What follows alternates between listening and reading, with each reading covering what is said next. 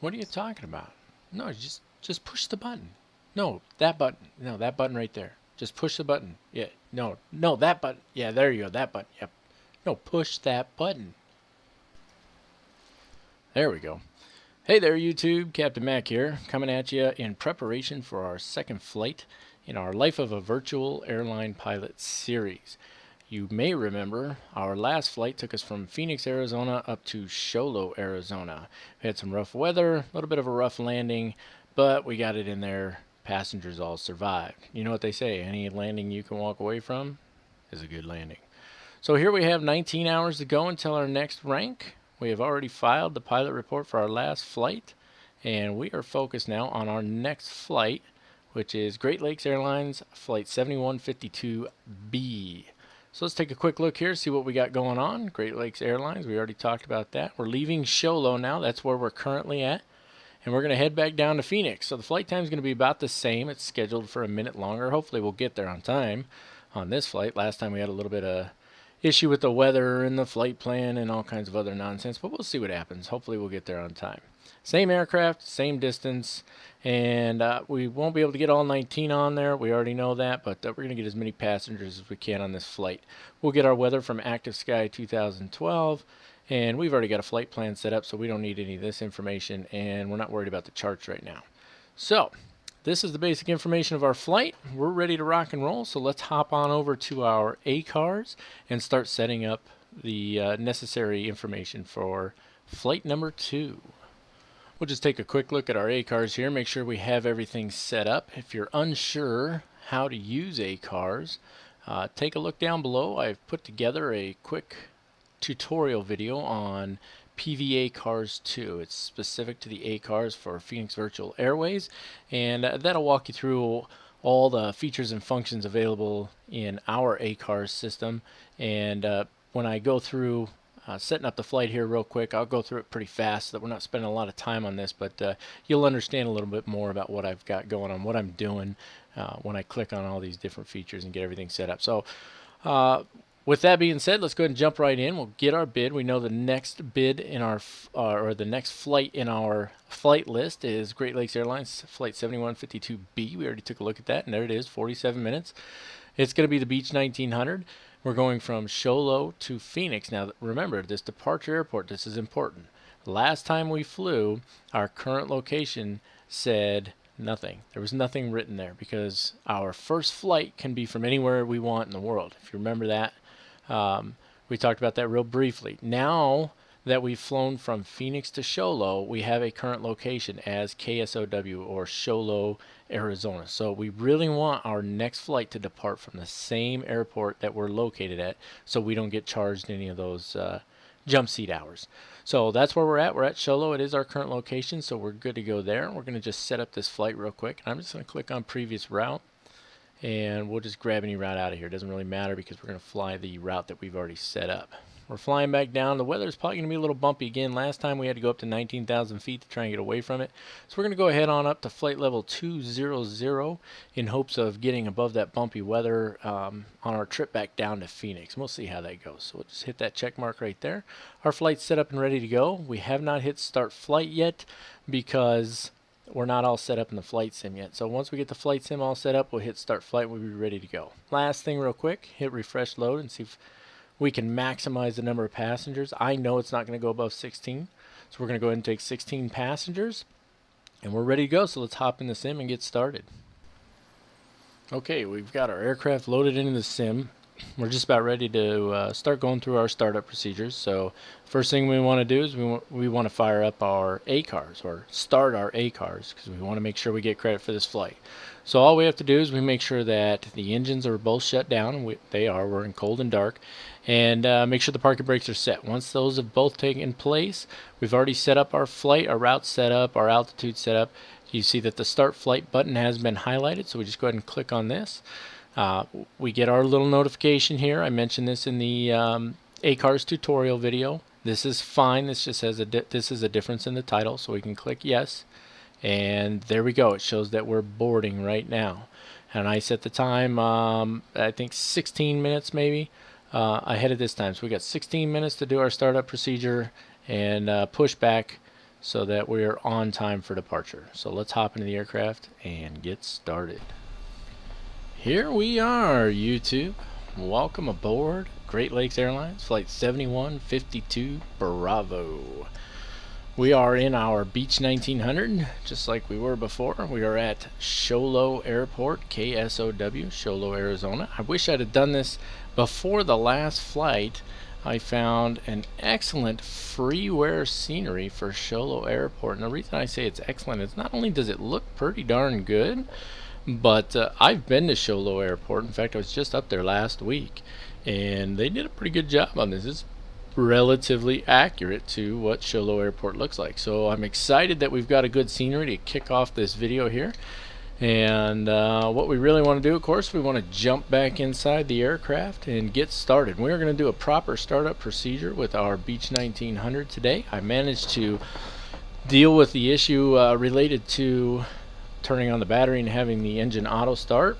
I'll explain that sometime if you really want me to, but the long and short of it is, it was operator error, not an issue with the aircraft.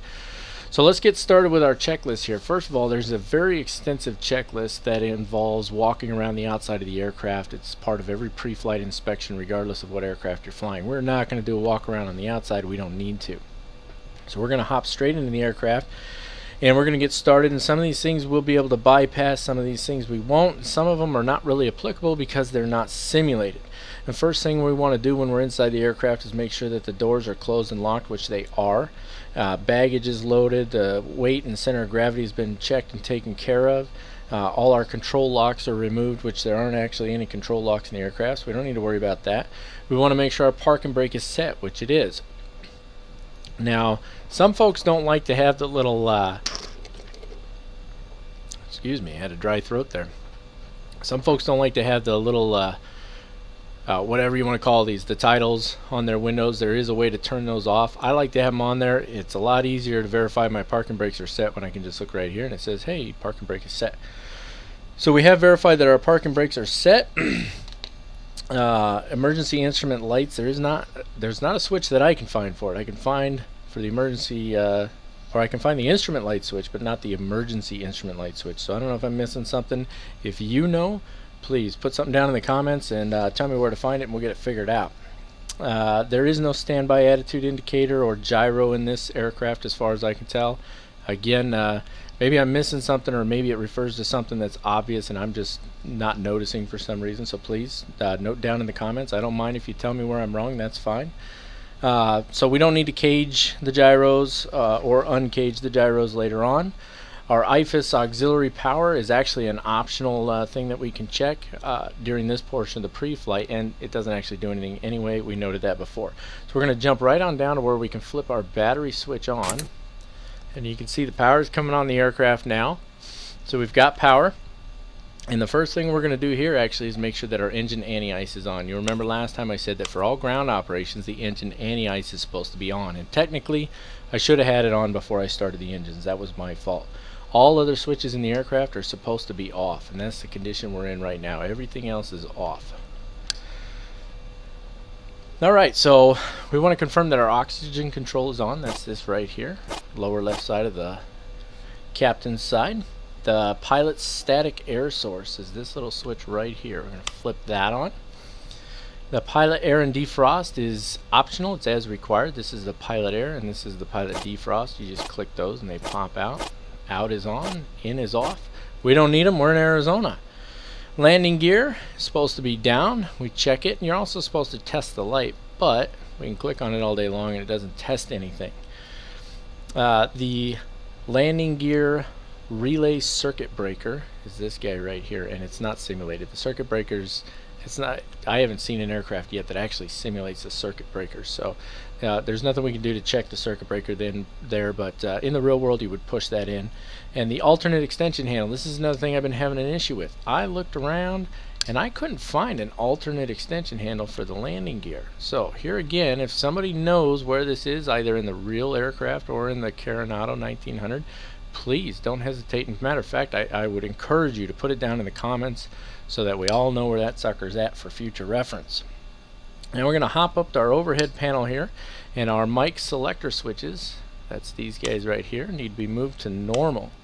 Our master panel lights are as required. That's this guy right here. We don't need panel lights because, hey, we're flying in the day again. That's fantastic. Beacon light needs to be turned to ground.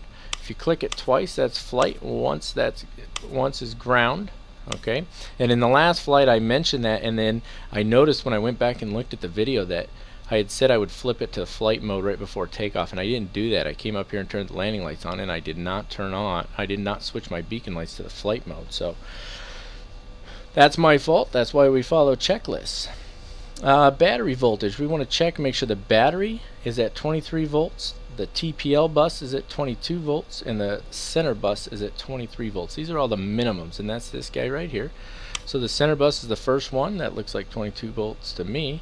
Hop on over here to the TPL bus, and that looks like maybe just yeah, that's 22 volts. And then the center bus, I'm sorry, the center bus was the first one we did. The battery is the last one we want to check here, and that's 23 volts minimum, and we're pretty much good to go there. And it bounced back down because it clicks the battery and then goes back to the TPL bus. And we don't have any external power on the aircraft, so that should be at 0. And then hopping down here to the glare shield panel, we actually just want to do a test on these annunciator lights here, and you do that by just pressing the button. Everything should light up. It is. We're good to go.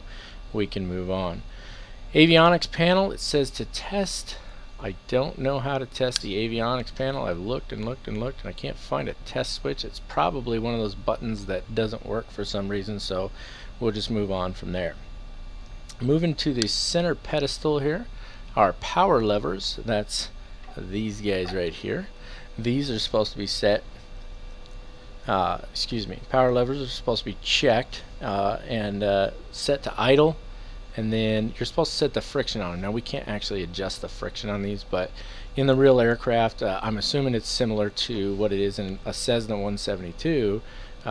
There's a way to adjust how much friction, and you can see there's a friction lock here, but I can't do anything to make an adjustment to the friction. So the propeller levels are supposed to be in the taxi detent. Right now they're in the feather detent. We actually need to bring them up just above the feather. That's where they're supposed to be for taxi, and that's part of the pre-flight there as well. The condition levers, that's the fuel. Those are down in fuel cutoff. We can see those right here. That's where they belong.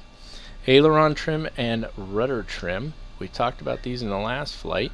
These need to be set at 0. Now you may not be able to see the little cockpit tool tips that pop up here, but I can tell this one's at 0 from the little tool tip, and this one here is set at 0, even though it doesn't look like it. And I think that's pretty neat, because that's more realistic than you'll realize. Sometimes even though technically this should be a dead on 0 setting, sometimes these things get banged around enough where 0 is not quite 0, if you know what I mean. So those are both set to 0, and we're good to go on those. IFAS power switches are supposed to be off. I actually flipped those off a couple minutes ago. You may have saw me do that. That's these guys right here, IFAS power switches. And let's see, IFAS reversionary panel. Don't know what that is, folks. I think it's maybe this here, but all it says on here is switches off or normal. There's a lot of switches here. Some are normal, some are off, some are on. I don't really know. If you know what the IFAS reversionary panel is, please put something down in the comments so we all can learn from it. Trip and date is not installed. Rudder boost is this guy right here. See that? Rudder boost. And our rudder boost is supposed to be set to on. Right now this is the off position, so we click it up and now it's on. Elevator trim is not simulated. The switch is there, but you can't do anything with it. Anti-skid and flashlight not installed. So let's move on to the next portion of our checklist. You may even hear the paper rustling as I turn the page. Okay, let's hop over to the co-pilot's instrument panel and sub panel, and that's this guy right over here. And this thing's being a little funky, but we'll get her done one way or another. First thing we need to look at is the clock. I know the clock's set, and there's no way to adjust it any way that I can figure out. Every time I push a button, it just tells me, well, let's take a look at it here. Yeah, see, this isn't even the clock. So when I push a button, it doesn't do anything. So there we go. We're stuck with no clock, I guess. That's alright, we'll use our watch. Compass control, you can't slave it, it's not simulated.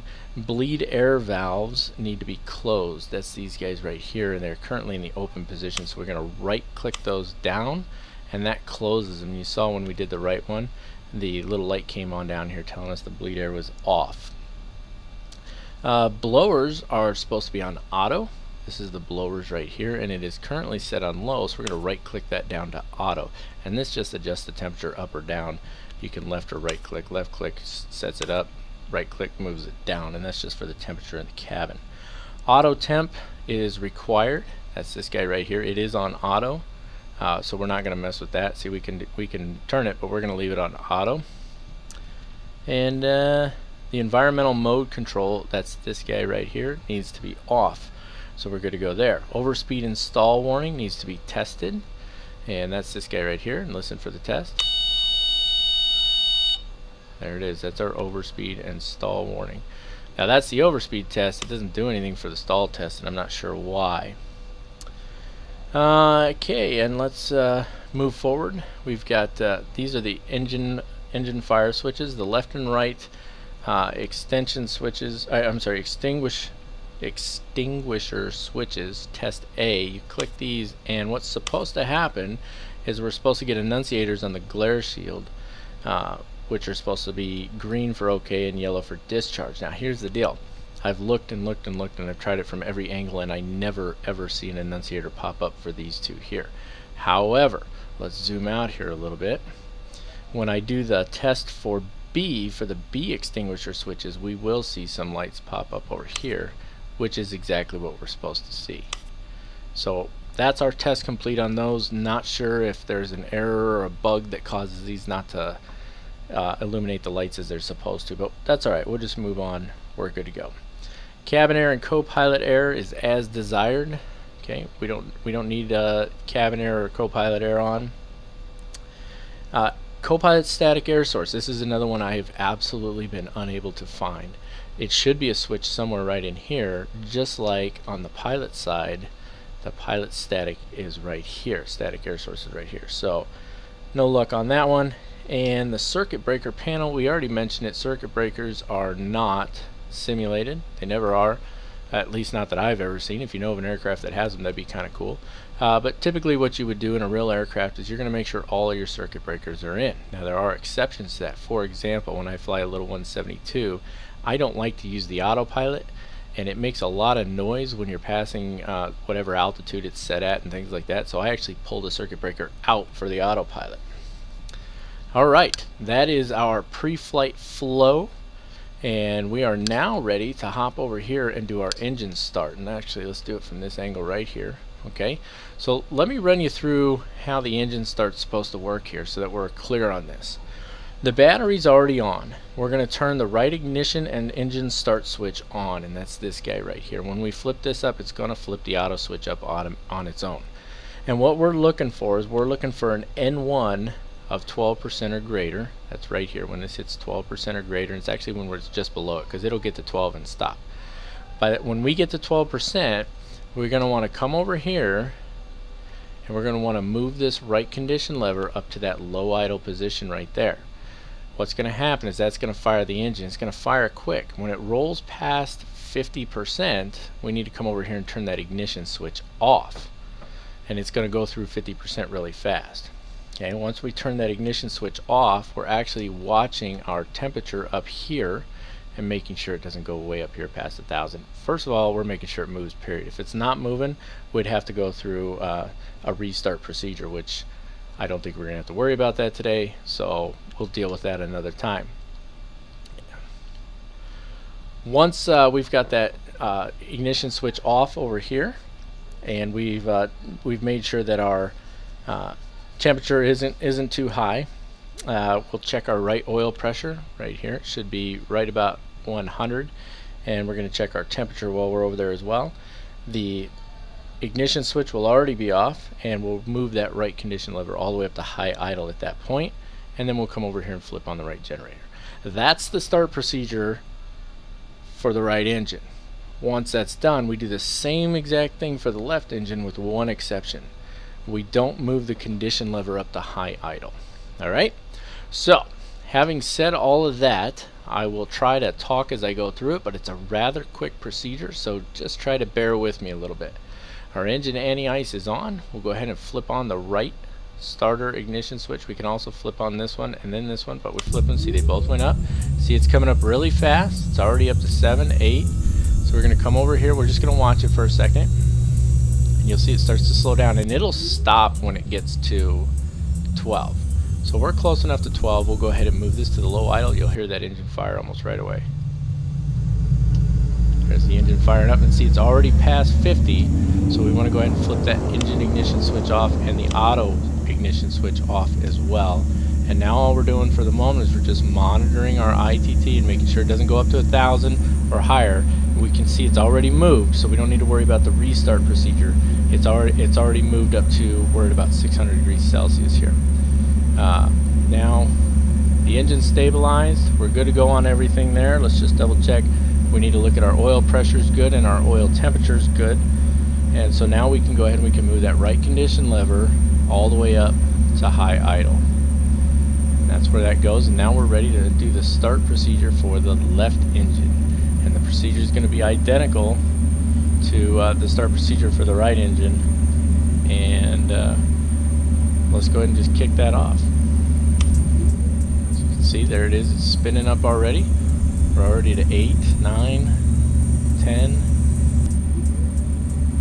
See it slowing down as it gets closer to 12, and you may hear the engine spinning more than once there, and that's why when we get around 12 we want to go ahead and move this to low idle. There it is, low idle. See, the engine's already fired up and past 50%, so we can go ahead and shut off that ignition switch. Now we're watching the temperature. If I can get this thing to move in the right direction. Temperature is good on this one as well. Oil pressure is good on this one. It's still coming up just a little bit. And the oil, I might have said temperature here, I meant pressure here, and oil temperature here. Both are looking good. And you can see now we've got high idle on the right engine, low idle on the left engine. And so the turbine's turning at a different speed. Alright, now at this point we can go ahead and bring that right condition lever down to low idle to match up with the left engine. And then I like to set my I use my throttle quadrant here on the side and go ahead and make sure those are set. I've only got one lever for both of the condition levers and one lever for both of the prop pitch levers because there's only so many slots on there. So to do the startup procedure I have to move it manually with the mouse, and then once that's done I just want to set it so that they're both working together because that's what we want them to do, is work together now. Alright, so that's our startup procedure. The engines are started. Now I did miss a step. Maybe you caught it. I was supposed to flip on the right generator after I moved the right condition lever to high idle. I forgot to, and then when we were finished with the startup procedure for the left engine, we're supposed to flip on the left generator, and I didn't do that.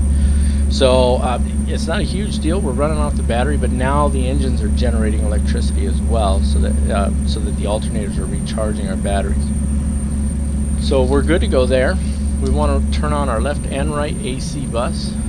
Right now they are off. Left click them. Now they're both on. The left ignition engine start switch is off. Left condition lever is good. Left generator is good. Now we can hop up top here and check our voltages. And for our battery, right, and our left generator, for our battery, our right and left generator, and our center bus should all be between 27.5 and 29 volts. So we'll check our center bus first because it's the first one to pop up, and it is definitely below 27.5. But here's the thing: there's nothing I can't find anything in the procedures that tell me something I can do if that's an issue or something I should be doing. So if you know about something, again, please let me know down in the comments. The left and right generators are both good, and the battery is good. So all those are good, and then the TPL bus is supposed to be between 26.5 and 28. That's what we're on right now, and it is also lower than it should be. Again, nothing I can really do about that, so we'll just have to deal with it. Let's see. Last thing here, we're going to look at our load meters. They should be paralleled within 10%, and they are. So that's it. Startup is complete. Believe it or not, that is the whole startup procedure. Now you might be saying to yourself, well, you don't have your avionics on or anything like that. No, we do not. That is part of the before taxi checklist, and we are going to be jumping right into that checklist here in just a minute. So I'll see you there. Now that we've completed our pre-flight checks and our startup procedures, we're ready to kick off the before taxi checklist. A couple things that are on just about every before taxi checklist: making sure windows are closed, doors are closed, chocks removed from the wheels, things like that. All of that stuff's taken care of in our little virtual world here, so we're good to go on all of that. A couple things we do want to check on. We're going to check panel lights are as required. Again, it's a daytime flight, not a nighttime flight, so we don't need to worry about any panel lights. We don't need to worry about any cabin lights. Cabin signs, if they're installed, we'd want to flip those to the proper position. We don't have those though. Here's where we're going to turn on our avionics. We switch on our avionics switch down here, and you see that our electronic vertical speed indicator is kicked on, but our IFAS has not. And this gave me a little fit when I first really went through this, because I didn't keep going down the checklist, and it says for the IFAS auxiliary power to come on next, we can't flip that on, so there's nothing to do with that. The co-pilot's electronic altimeter, if installed, is supposed to be illuminated, and we'll just take a look over here, and that's this guy right here, and it is in fact illuminated, and it's giving us an altitude, even though I can assure you that it's the wrong one right now. And then the last thing we got on here is actually our IFAS power switches, and that's these guys right here. We flip those on. Now watch this. Now our IFAS is on and going through its tests, so we're good to go there. So that is our before taxi checklist. It's not quite done. There's a couple things that aren't simulated still, like the flight data recorder. Bleed air valves are supposed to be open at this point, so let's hop over here. Here's our bleed air valves. Again, you remember we closed them earlier, so we're going to left click them to open them, and we just make sure they're in the open position, and they are. Environmental mode control needs to be set to auto. Okay, that is this switch right here. Alright, so we'll set that to auto. We're good to go there. And instruments are checked as far as brightness goes. Brake de-ice it's not necessary, so we're not going to mess with it. Last thing, we don't have power steering switch in this, so we'll just be ready to release the brakes, and then we would get our takeoff briefing at that point, and we're good to go. And then it's just taxi out and take care of the run-up before takeoff. So we'll be getting ready to taxi out here in just a second and kick off this flight. A couple of last-minute things we got to do here real quick. Keep in mind that a checklist is not always necessarily all-encompassing. There may be a couple items that you're just expected to know. We flipped on our GPS down over here. Remember, once we flip this thing on, our FMS flight plan is no good anymore. It's not going to fly via the FMS. It's going to fly via the GPS, and I'm okay with that. I want to fly the GPS on this one anyway. One of the things that was not on the before taxi checklist was turning on the taxi lights, which I found a little interesting. So we want to flip the taxi lights on. We're going to try and remember to flip these to the flight mode before we take off this time. Turn on our recognition lights, and we still don't need any panel lights. Other than that, the last thing we want to do real quick here is we just want to go ahead and set our altitude, because we haven't done that yet. We're going to fly at flight level 200. Remember, we're not using ATC, so I'm not worried about any step climbs or anything like that. We're going to leave our transponder set on the VFR code of 1200 or 1200. And we can set our V speeds really quick here. I like to do this before taxi anyway. Our V1 and V rotate are near identical to each other. So we're just going to basically put them right on top of each other. I'm not sure which is which. We're going to hear some call-outs, and I didn't make an adjustment to the call-outs from our ACARS, so they're not going to actually line up with this, but that's all right. I'm going to let them play anyway, because I just want you to hear them so that you know how that function works. And I'm probably going to turn them back off, because I don't really need call-outs for this particular aircraft. And then last thing before taxi, we want to make sure our altimeter is set. Show Low's weather right now, according to Active Sky 2012, the wind is at 260 at 11 knots, the temperature is 27 degrees, and the altimeter is 2975. So we want to bring this down to 2975, which is right there. That's just about perfect, just a skosh over 6,400 feet. And we are actually ready to taxi out now. Now you remember, I do not have an electronic flight book or electronic flight bag on this thing, so what we're going to do is we're going to hop outside the aircraft, switch to this overhead view. We want to use runway 24, because you remember the weather or the wind is 260, so runway 24. So we're going to just pull straight on ahead here, and we're going to take taxiway just like this, all the way down to the end, and then we'll get ready for our takeoff. I did not use GSX to back the aircraft out. I didn't need to. If I had an electronic flight bag, something like, well, there's several of them out there. I'm not going to mention any of them by name right now, but if you use an electronic flight bag, it should have a taxi system on it, or a taxiway chart that'll actually follow your aircraft on the taxiway. And if your system is capable of running that while running flight sim, I highly recommend it. They're outstanding, awesome pieces of equipment, and they do use them in the real world now. In fact, just about every commercial aircraft you see, especially for the big airlines and stuff, they all use those electronic flight bags in their aircraft now. Okay, so we're ready to taxi out here. Everything's ready to go, so we're going to take a park and brake off. We're going to see our little message pop up over here from ACARS. It's going to tell us that we are rocking and rolling. Loading completed. Passenger loading completed. That means we are good to go. And we are a little late on our departure. Again, I'm going to maybe have to make a change to the time that I set on our aircraft here in our flight sim, so that when we get ready to taxi out, it's not so late. So here we go. Let's go ahead and taxi out. Now I hope that me using this little function to this little view that allows me to pan around with the mouse, I hope that is not too choppy for you on the video.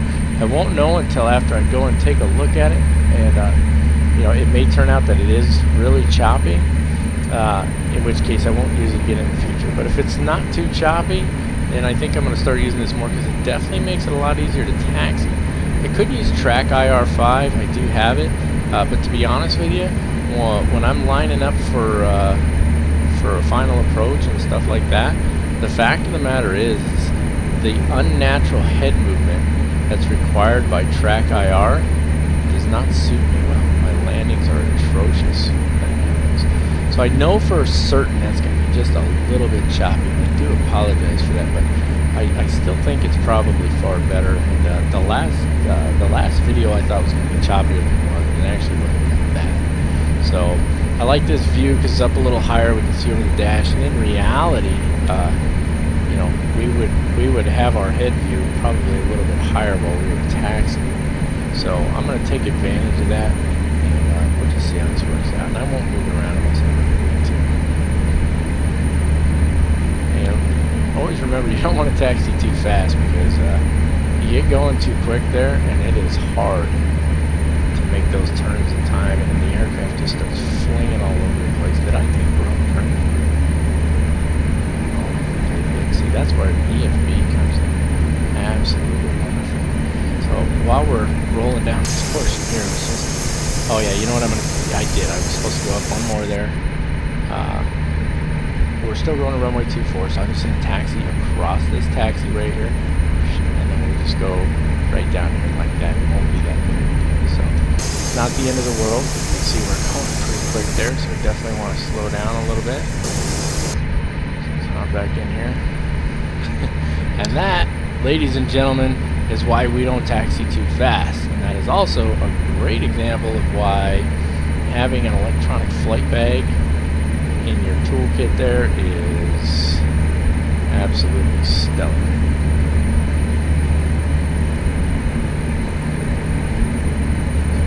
Make this turn, so we're just going to take this on all the way up, and then where we see this turn to the right a little bit, we'll go ahead and follow it to the right. So I'll do our regular view, so I'm going to center my mouse there for this. My mouse is so far over the right side here that every time I try to look or to the left side, every time I try to look in that direction, I couldn't. So I'm back up to this view. And you got all that little bit of head movement going on there. That is the Easy.Dot camera system. If you're unaware, that is one of the things you can turn it on and off. You may have noticed I don't have that kind of head movement in our normal captain's view there, and that's because it really makes it hard to fly, and it's not as natural of a movement as they think it seems to be.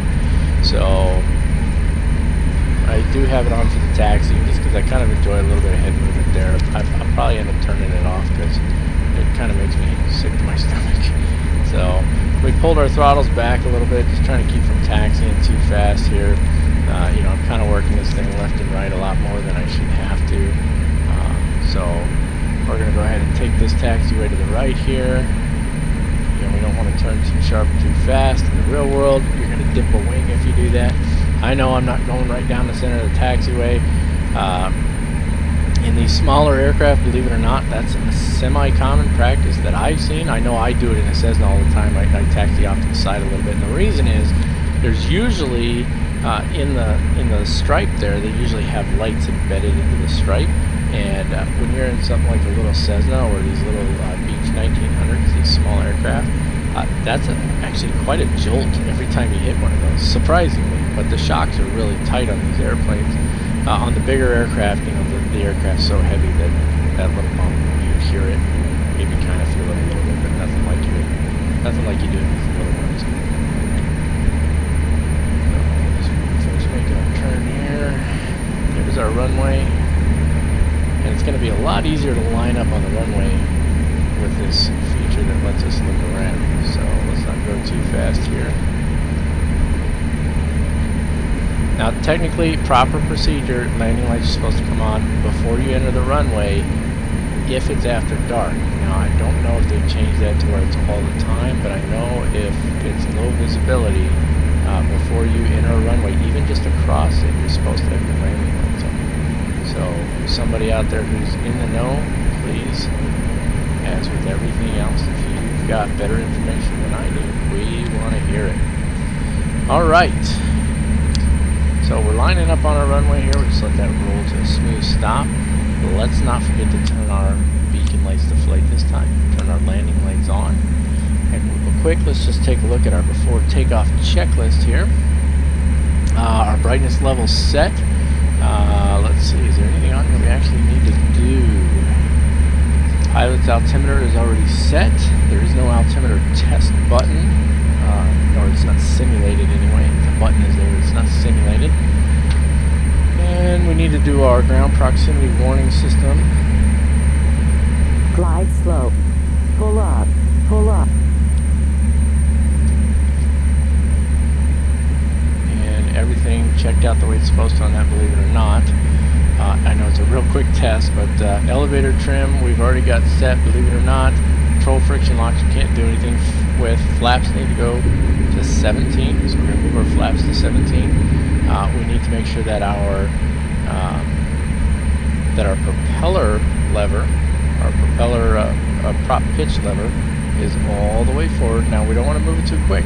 I'm about halfway right now. I'm going to move it really quick and watch what happens with the prop RPMs and the torque and stuff.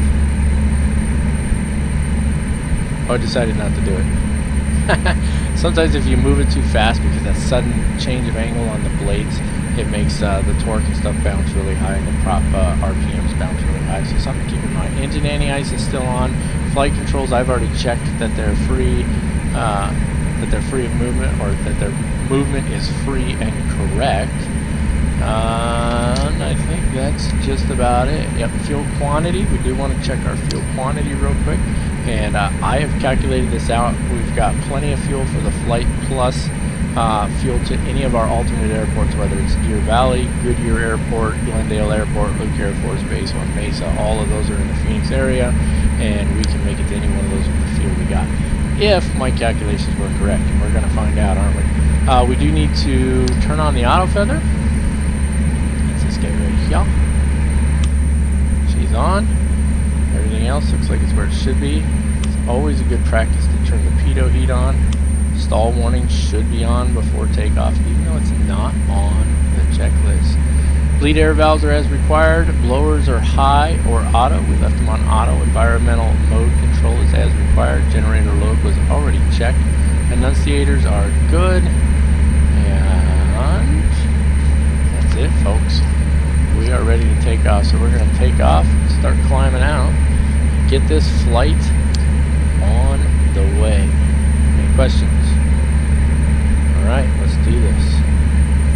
Bring those throttles up. We want to bring them up gradual.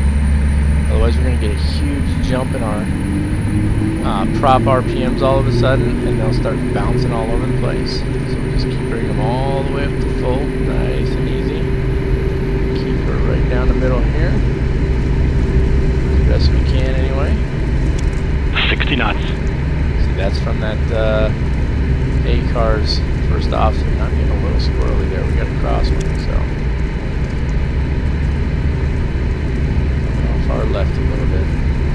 V1. I can rotate early. I told you those ones set properly. Alright, climbing out. Positive rate, gear up. Climb so far. Things looking good on gear the up. instruments. There's our call that our gear's up. Go ahead and start this left turn here. And as I'm rolling into this turn, I'm going to bounce over here real quick. Let that nose come down a little because we lost a lot of speed on that initial climb. Bounce down over here, and I want us to change that to GPS because I didn't do it before. That's where easy up comes in handy. Just bounce down, bounce back. Okay. Just lower that rate of climb. Rotate. See, that was our rotate speed. See, so you see they're coming really late because V2. see, because we had them set to numbers that didn't actually correspond with what we needed, obviously. And we can go ahead and turn on our nav. Let's pop up our autopilot panel here. Turn on autopilot. Nav is on. Okay, and let's try this altitude selector. Let's see what happens with that. Okay, so let's hop back down over here. And it left it at our 20,000 feet this time. So let's go ahead and set our rate of climb. And set it at 1,000 feet per minute. Let's see if it settles into that. We've got nav, altitude, autopilot set. Yaw damper's got to come on. At this point, prop sync comes on. And we can turn our engine anti-ice off. So we're not doing ground operations anymore. Okay. That window back down so it's not in the way right now. You can see we are following onto our GPS route. That's good. That's exactly what we want. Let's see, we're climbing at 1,000 feet per minute. So now we go ahead and we can bring those throttles back a little bit because we don't need to keep them on full throttle the whole time. So let's get the torque down a little. Okay. And let's bring that prop RPM down. We bring the torque, the N1 down by reducing the throttle, and then we bring the prop RPMs down by pulling back on the prop pitch levels. So we pull this back now. Remember, pull Passing back 10,000 slow. feet, Captain. Okay, let's go ahead and hop up here. Flip off our landing lights. We're over 10,000 feet. We don't need taxi lights anymore either.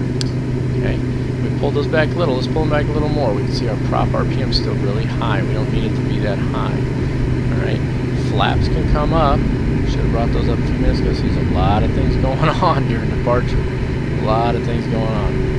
You gotta be on top of this stuff. If you bring these back too quick, if you bring that prop pitch back too fast, you have to remember those props are spinning at a very high rate. And if you bring them back, change that angle really fast, it's gonna be a rough feeling inside that aircraft. So we're gonna bring them just below 1,500 again.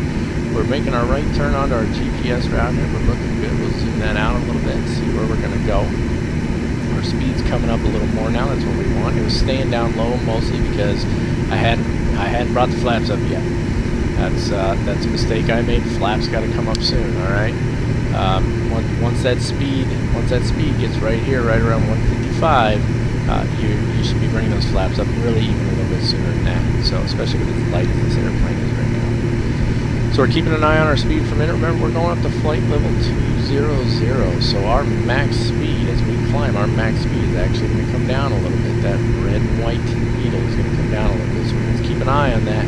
Pull back our throttles as necessary to make sure that we're not overspeeding this aircraft. We don't want to overspeed it.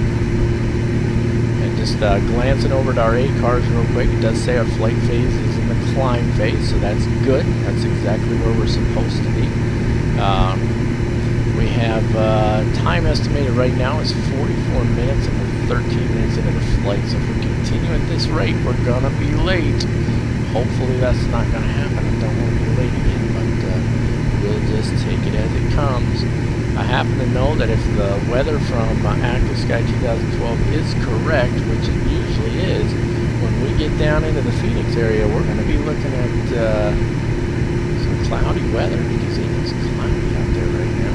If you didn't know from the last video, I live in the Phoenix area and I work at Sky Harbor, so those are things that two particular things that make these flights a little more interesting for me, and and I happen to have a private pilot's license, so I know just enough about flying in the real world probably to get myself hurt if I try to fly one of these really complex aircraft in the real world. But I can fly them all right in the simulator, and hopefully we won't have a landing quite as rough and vicious as that last one was. I'm sure passengers were screaming and crying, and babies were throwing up, and the whole thing was just an ugly mess. So we're going to go ahead and continue climbing out here.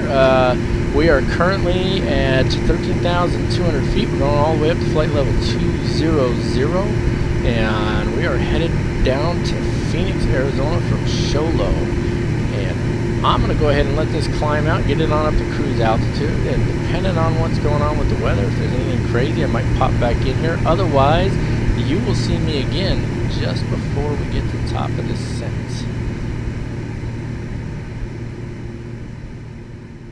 Okay, here we are at our cruise altitude, and we're just about at our top of descent here, about 80 miles out. And the reason our top of descent is as far out as it is because we're going to do a nice gradual descent of about 1,000 feet per minute. I don't think there's much else to say other than that. We're going to be descending at about 1,000 feet per minute, and we're getting ready to kick that off right now. So let's go ahead and just jump right into that. And we'll pop up our autopilot here just so that we have it available, and we'll hop down here to our altitude select, and let's just roll it on down. And we're descending down to 3,200 feet. That's where we want to be, and we'll talk about the runway here in just a minute. It's 3,200 feet, and let's roll that down. That's up. We want to go down to 1,000 feet per minute. And let's not forget now, we want to keep an eye on this because our speed's going to increase as we start to descend, and we don't want it to get too high. Go ahead and roll those throttles back a little bit. Remember, it's a little easier to speed up than it is to slow down. And we don't want to yank them way back because we may end up in some trouble if we do that. But we do want to pull them back far enough until we see our speed start to drop just a little bit. And then we can go ahead and bring them back up just a hair. And we're actually looking pretty good right there. We're pretty much holding our speed. Just even those out a little bit. Yeah, I think we're actually doing pretty good. So we're going to just hold that for the moment. And okay, let's talk about our approach here. We don't need that up.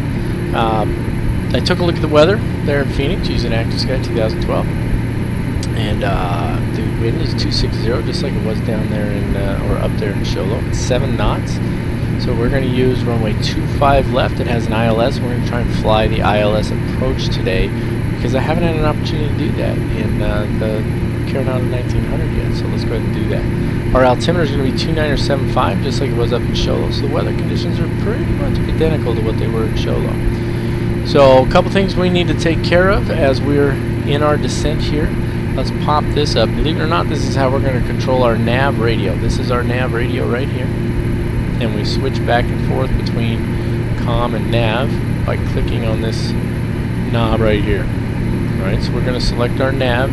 And I already looked the frequency for Phoenix runway 25 left. As you can see, that's going to be our approach right there. We're going to, after we get going here, we'll actually make a sharper left turn to make a base leg there, but we'll get to that in a minute. The frequency is 110.750. That's what we got in there right now. Let me show you how you change that, because like many things in the Beach 1900 here, it's just a little bit quirky. So if I want to adjust this smaller number over here, I can do that by clicking or rolling my mouse. We're passing transition altitude, It doesn't matter if it's a plus or minus sign. If I roll my mouse, then it goes up or down depending on what my mouse is doing. We'll take care of transition altitude in a second. If I come over here, see it's still rolling the same number, but if I come right up top, well, see, that's what I mean. You actually see there's one there, it goes away, see it click, it's gone, and then it comes back, and now we're on the larger number, see that? So it's kind of fickle there, small number, large number. So just something to keep in mind. We've already tuned the frequency in. We are still on GPS, so we're going to have to make a change here and flip that over back to VLOC before we actually try to intercept the glide slope and the localizer. Now we're 37 miles out right now. We just passed transition altitude. 2975 is what we're looking for here. So let's bring that down. 2975. Good to go there. We're going to bring our speed back just a little bit because don't think we're descending fast enough. So by slowing down but maintaining the same rate of vertical descent, we'll actually get down sooner. Okay, so the way that works is the faster I'm going, the more distance I cover across the ground as I'm descending at 1,000 feet per minute. So another way of looking at it is I'm descending at 1,000 feet per minute if I'm traveling 200 knots and I can travel, let's just say, just for a number, let's say that takes me 20 miles in 1 minute, then over the course of 20 miles I would descend 1,000 feet. If I slow down to 150 knots, then over the course of 20 miles I would descend more than 1,000 feet because it takes me longer than a minute to cover that 20 miles. Does that make sense, or did I just confuse the holy living bajonkers out of everybody? Hope I didn't confuse you on that. Suffice to say, it is necessary to slow our speed a little bit so that we can make sure we get down in time. That's what we want. We want to get down in time. We're still at almost 16,000 feet, and we've only got 31 miles to go until we get to our next waypoint there. So we definitely need to slow down, and what I'm going to do is I'm actually going to go ahead and let's pop the autopilot up here, and I'm going to go ahead and kick my or rotate my heading select over there, and we're going to switch to heading mode now because we're going to be making a left turn here pretty soon. And since I've done that, I can go ahead, just for reference, I can go ahead and activate the vectors to final on that GPS approach, and now that tells me how far I have to get, 25 miles to get to this point right here. So I need to get down to 3,200 feet, 25 miles, and that's a long way to go in a short amount of time. So we may need to increase our rate of descent here shortly. Since we are no longer flying on the GPS, we're only using it for reference, we're going to go ahead and change this now.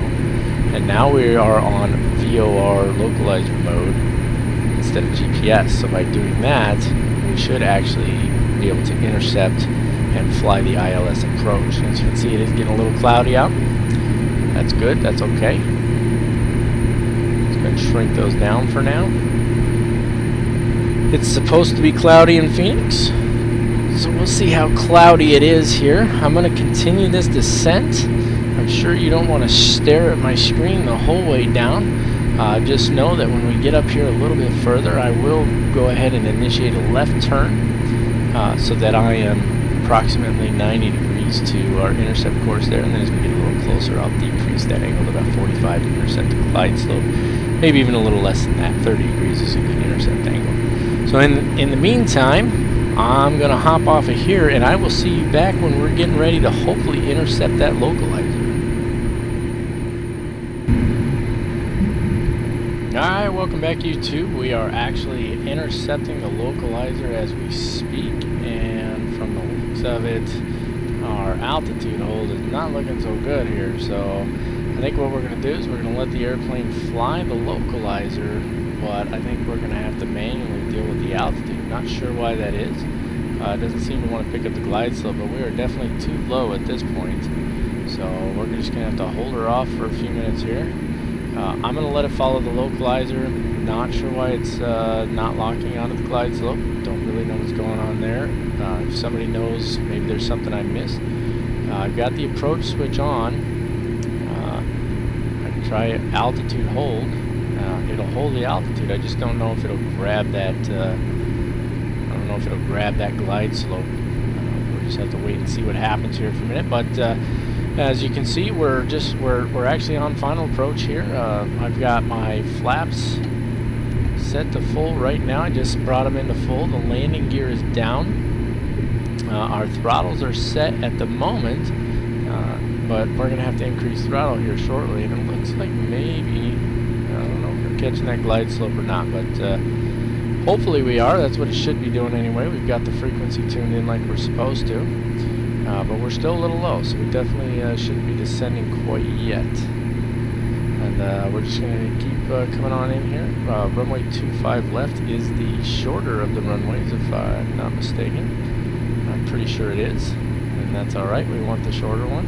And as you can see, we're pretty much on glide slope right now, but she's still not descending. I'll ride it out for a couple more seconds, but I think I'm going to have to go ahead and turn that altitude hold off, and we'll just let this descend. Let's turn our approach back on just for the moment, and let's just bring her down a little bit there.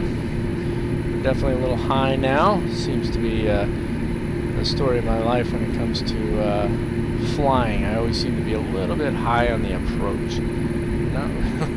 Not really sure why that is. Maybe it's maybe I'm just scared of the ground or something. But we'll turn the autopilot off here in a couple seconds anyway. There's our 1,000 foot call out, and really I think I'm just ready to go ahead and turn this autopilot off. As you can see, it likes to try and go to the left there a little bit. That's an issue I've had with this thing. Not really sure what's going on there. I could probably just hop over here real quick and adjust this. Yeah, see the rudder tab has been adjusted over there, so let's bring it back over here a little bit. Hopefully that wasn't too much. So we're looking all right. Well, we've got a little squirrely there for a second, but see now she's trying to roll back to the right here. So you see why that thing's been a bit of an issue for me. So there we are, 0% right there. Hopefully she'll fly a little bit better for us and bring those throttles back just a little bit more. Glide slope's looking pretty good. Our descent rate's actually a little high. There's our 500 foot call out. Let's try and make this a smoother landing than last time, huh? There's a good hold right there, I like that. Let's see what we get out of that. So I'm just going to be quiet here for a second. 300. You want to fly the airplane all the way to the ground.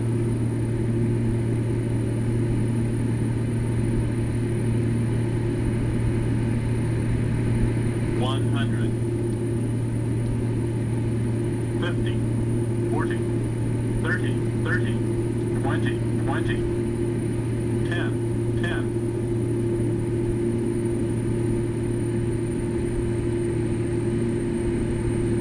Come on. She don't want to sit down now.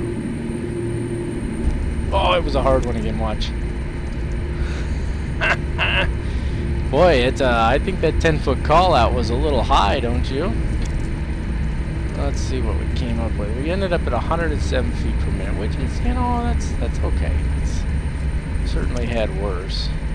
She's a little squirrely there, not too bad. So the landing certainly wasn't as bad as the last one. It's still a little bit on the bumpy side, but that's going to happen sometimes. And I'm still getting used to this airplane, so I think that 10-foot call out is a little high, because when it called out 10 feet, it seemed to take forever to come down to the ground, and you know, I flared it really gently. So, but you know, that's the way it goes sometimes. Not too concerned about it. Wasn't a horrid landing. It just wasn't one of my better landings. You know how that goes. We saw the last one. If you watched the first flight, that was a pretty rough and nasty landing. I wasn't too pleased with that one at all. So definitely a little bit better on this landing here. Let's just turn those landing lights off real quick, and let's hop back over here. And this lets us get that mouse view we were talking about earlier. We'll just circle back over here. I know where I'm going to park, so. Yeah, so that was a little bit better than last time. Pretty good flight overall. We're at 45 minutes right now, so looks like we might just be a couple minutes late, because the flight technically doesn't end until we get parked over there. But not too big a deal. You know, being a couple minutes late on a 45-minute flight is not really going to cost us. That last one, we were very late. Almost embarrassingly so, but this one not so bad. We're at 45, 38, 39 and counting, so by the time we get parked here, we're probably going to be at about maybe 50 minutes or so. We don't have to go real far to park, but we are going to have to negotiate the taxiways here a little bit. And the actual parking area for that Great Lakes Airlines uses down in Phoenix is right up over here, so boy, once them props spin up, they like to go, don't they? Almost there, though. So I'm not going to make you watch the whole taxi. I'm not going to make you watch the whole taxi here. It's going to take a couple more minutes, but once I get it over there and parked, we'll shut down the engines. I'll go through the shutdown procedure, and then we are definitely going to hop over to ACARS this time, and I'm going to make sure that you actually get to see what we need to do to file our pilot report and make sure that we get credit for this flight, because last time that video got messed up, and this time I'm going to make sure it's done right. So we'll see you here in just a couple minutes with the ACARS screen.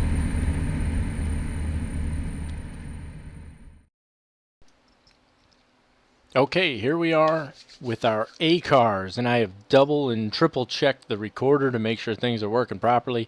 So hopefully there won't be any problems by the time I get to take a look at the video here. First thing we want to do, we want to make sure that our engines are shut down in our aircraft. We've already done that, and we need to make sure the parking brake is on. If we don't do those two things, it's not going to let us end the flight. We've done that. You can see our flight time is still ticking along here. It shows that we have arrived, however, at this point. 47 minutes was our flight time. We're at 48 and 25 seconds now. So we're going to go ahead and end flight. Just click on this right here. Bam, that's it. That's all I had to do. You can see the flight timer stopped, and it went to pre-flight for the flight phase. And that just means it's sort of prepped, if you will, for the next flight, which, of course, we would have to finish everything here, get the next bid, and so on before we get to the next flight. Now, a couple important things here. First of all, we want to make sure we don't hit this button. If we hit clear PIREP, it's going to clear out all of this data that it's gathered from our flight. All that data is going to get cleared out, and we will not be able to file this pilot report. We won't get credit for the flight. Of course, we want credit for our flights. Otherwise, we're never going to make it to first officer.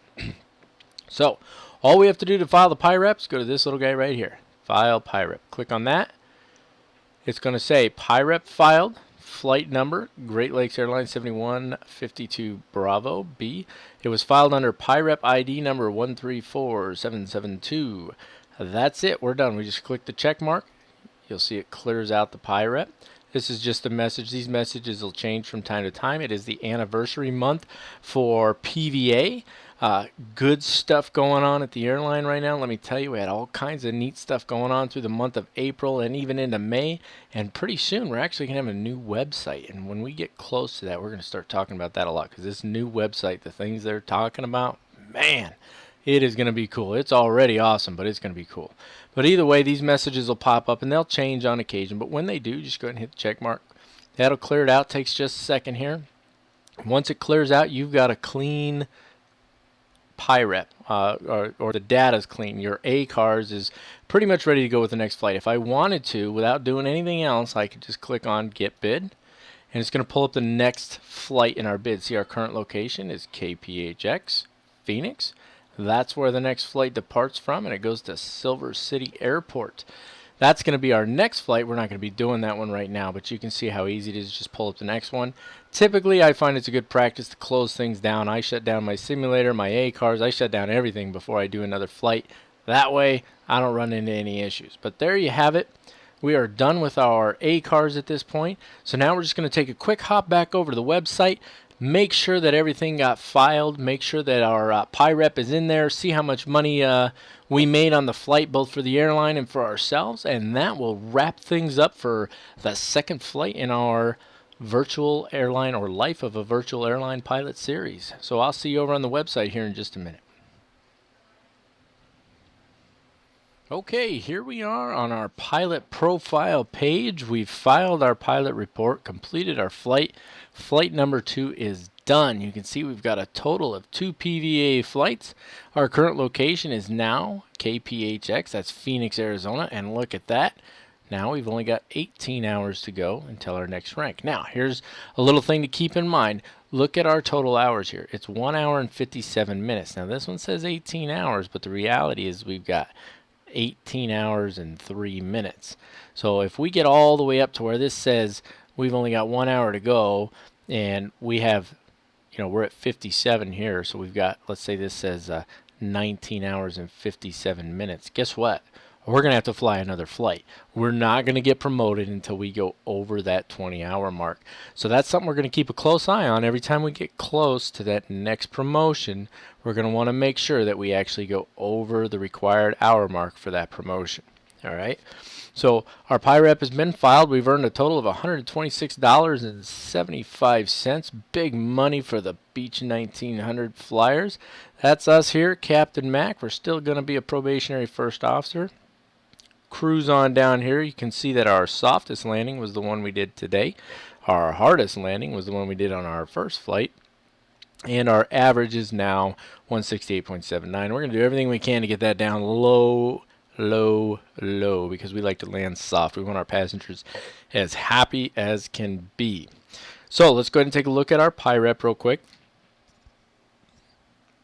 You just click on the flight number there. It's taking its sweet time.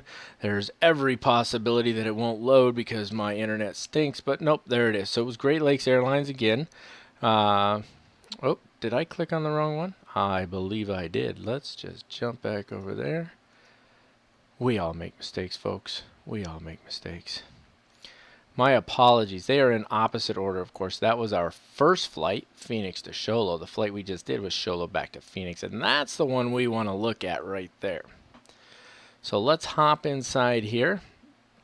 It was a Great Lakes Airlines flight again, so whenever it decides to pop up here, we'll see that it was Great Lakes Airlines. Should say that our departure was Show Low and that our arrival was Phoenix. Maybe. Possibly. There we go. Okay, so we took off in Show Low. We landed in Phoenix. You can see it was accepted and auto-approved. Remember, most pilot reports, most PIREPs are auto-approved with few exceptions. Okay, those exceptions mostly being when there's a whole lot of problems down here with the flight critic, especially if you crash, if you slew it all. You're not allowed to slew the aircraft. You're not allowed to do time compression, anything like that. So any slews or time compression, guess what? It is not going to be approved. Too many overspeeds, too many stalls, try to do mid-air refueling, something like that, it won't be approved. Otherwise, most likely it's going to be auto-approved. We can take a look over here, the gross revenue for the flight, and then the net or total revenue is $486.34. It was a lot more than we made last time. $58 or 58.65% was our revenue, or our profit percentage, if you will. Well, not if you will. It says right there, profit percentage. So there you go. Profit percentage was 58.65%.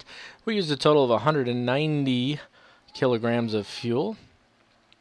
Our arrival information, there's our landing speed, any other information we want out of there.